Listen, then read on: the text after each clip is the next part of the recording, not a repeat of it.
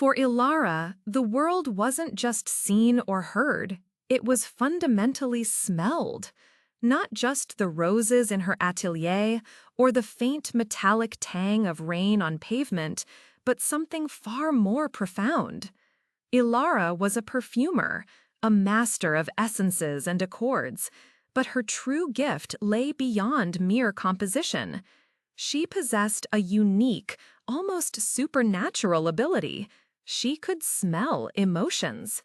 Each complex human feeling manifested as a distinct, often surprisingly potent olfactive signature, an invisible aura detectable only to her. This wasn't some vague metaphorical sense, it was as precise as a chemical analysis.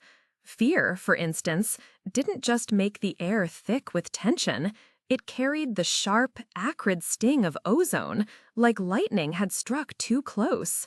Love, in its purest form, was a comforting, enveloping warmth, redolent of rich, sun-drenched honey and blooming jasmine. But there were darker notes, too. Deceit, a particularly insidious emotion, always presented itself with a sickly sweet, yet undeniably bitter, almond-like scent, a subtle warning beneath the pleasant facade.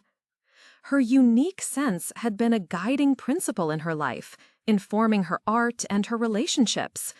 When Julian, her fiancé, had knelt to propose amidst a carefully curated garden of white lilies, she had breathed deeply.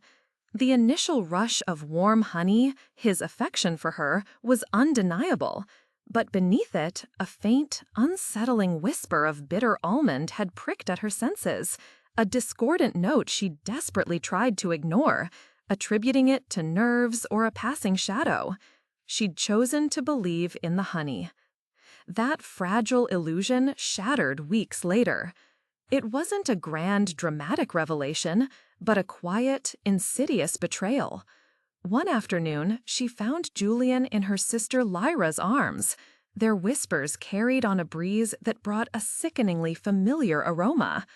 Julian's bitter almond was now thick, cloying, almost suffocating. And from Lyra, a scent that turned Elara's stomach. Not just the ozone of fear or the sharp tang of resentment, but something far worse, the smug, triumphant, almost saccharine sweetness of malicious satisfaction. The engagement was, predictably, broken. But in their aristocratic circles, scandal had to be managed. Julian's family, desperate to avoid a tarnished reputation, proposed a solution as shocking as it was unavoidable. To save face, to maintain alliances, Elara would not be marrying Julian. Instead, she was to marry his older brother, Marcus, a man she barely knew, a figure shrouded in an aura of quiet detachment, whose very presence seemed to dampen the air around him. Elara had braced herself for the scent of Marcus. She expected indifference, perhaps the cold, metallic scent of duty, or even the dull earthiness of resignation. What she encountered, however, was far more perplexing, a conundrum that stumped her unique ability. Marcus's emotional aura was a dense, impenetrable blend of storm-laden air and aged cedarwood. It wasn't the absence of scent, but a complexity that defied interpretation, a scent that suggested vast, unmoving depths she couldn't fathom. "Still getting married to the emotionally comatose one, are we, Elara?" Lyra would sneer, a sharp, metallic edge to her satisfaction now, tempered by a dash of pity that felt like an insult. "At least Julian has feelings. What do you get? A walking, breathing wooden block?" Lyra's words echoed Elara's own secret fear. That complex, unreadable scent of storm and cedarwood, devoid of any discernible warmth or volatility, left her convinced Marcus was emotionally dead inside, a blank canvas where emotions ought to be. Their initial interactions only reinforced this unsettling perception. Marcus was polite, impeccably so, but distant. His responses were measured, his gaze steady but unrevealing. He carried himself with a quiet authority, yet offered no insight into his inner world. Elara, accustomed to the vibrant, ever-shifting symphony of human emotion, found his emotional silence unnerving. It was like trying to compose a fragrance from nothing but silence, a frustrating emptiness in her sensitive world. As they began to live under the same roof, preparing for a marriage that felt less like a union and more like a contractual obligation, Elara observed Marcus with a mixture of dread and morbid fascination. He was meticulous, punctual, devoted to his work, yet there was never a ripple of frustration, a pulse of excitement, or a whisper of affection in his scent. He moved through his days like a perfectly oiled machine, a phantom of emotion, leaving Elara feeling utterly alone in her hypersensory world. Yet, slowly, imperceptibly, the narrative of emotional vacancy began to fracture. There were fleeting moments, almost too subtle to register, when Elara's hyper-attuned senses caught a whisper, a tremor, a shift in Marcus's constant storm and cedarwood signature. A brief, sharp crackle of static when he overheard news about a rival family. A almost imperceptible tightening in the woody bass notes when she mentioned a past slight.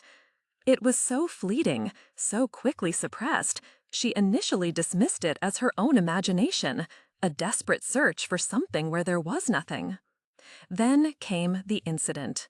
A disgruntled former employee, emboldened by gossip about the family's internal strife, confronted Elara in the marketplace, his fear and anger thick in the air.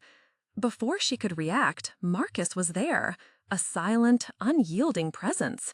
He didn't raise his voice, he didn't even touch the man, yet the very air around him seemed to hum with an intense, barely contained energy. For a fleeting second, Elara caught it, a raw, primal surge that wasn't just storm-laden air, but the fierce, wild scent of a tempest about to break, a protective instinct so potent. Later that evening, in the quiet solitude of the library, Elara confronted him. "You're not emotionless," she stated, her voice trembling slightly.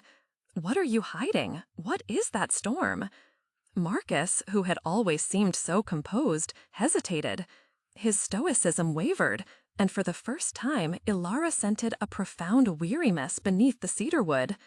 He looked at her, truly looked at her, and the storm in his aura surged, yet remained contained, like a powerful force held back by an invisible dam. He began to speak, his voice low, measured, but with an underlying current that resonated deeply. The family, he revealed, was not just wealthy, it was ancient, bound by a dangerous legacy rooted in forgotten power struggles and generational feuds with rival houses. His branch of the family had been entrusted with safeguarding a delicate balance, and any perceived weakness, any emotional display that could be exploited, was a liability.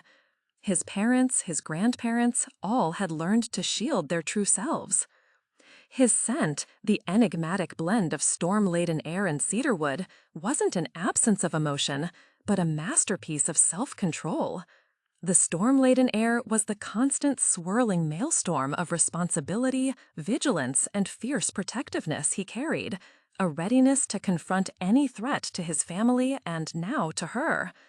The cedarwood wasn't coldness, but the ancient, unyielding strength of his will, the deliberate, conscious act of suppression, the solid, unwavering barrier he had built around his heart to protect them all from the dangerous currents of their world.